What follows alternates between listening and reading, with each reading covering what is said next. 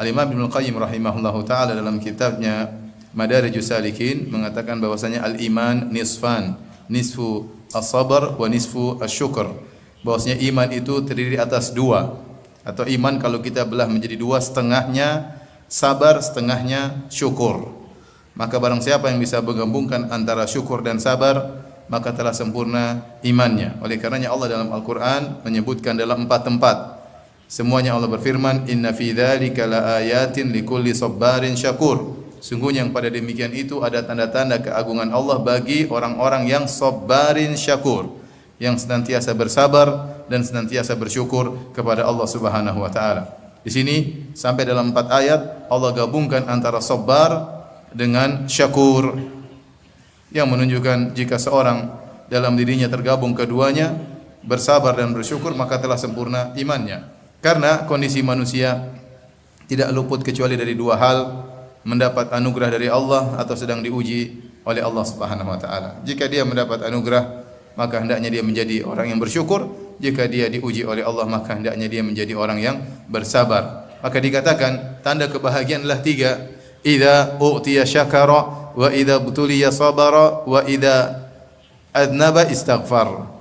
Seorang dikatakan berbahagia jika dia diberi karunia dia bersyukur, jika dia diuji ibtila dia bersabar, dan jika dia berdosa dia beristighfar. Kapan dia berdosa? Tatkala dia diberi karunia dia tidak bersyukur. Kapan dia berdosa? Tatkala dia diuji dia tidak bersabar. Oleh karenanya seorang hamba hanya berputar pada 3 kondisi ini. Jika dia diberi kenikmatan hendaknya dia bersyukur, jika dia diberi ujian hendaknya dia bersabar, jika dia tidak mampu bersyukur, tidak mampu bersabar, maka hendaknya beristighfar. Maka selama seorang hamba berputar pada 3 poros ini, maka dia adalah seorang hamba yang berbahagia. Hadirin dan hadirat yang dirahmati oleh Allah Subhanahu wa taala, dari sini kita tahu bahwasanya bersyukur adalah ibadah yang agung. Karena Al-Imam Ibnu Qayyim rahimahullahu taala tadi menyebutkan iman dibagi menjadi 2, setengahnya sabar, setengahnya syukur, ya.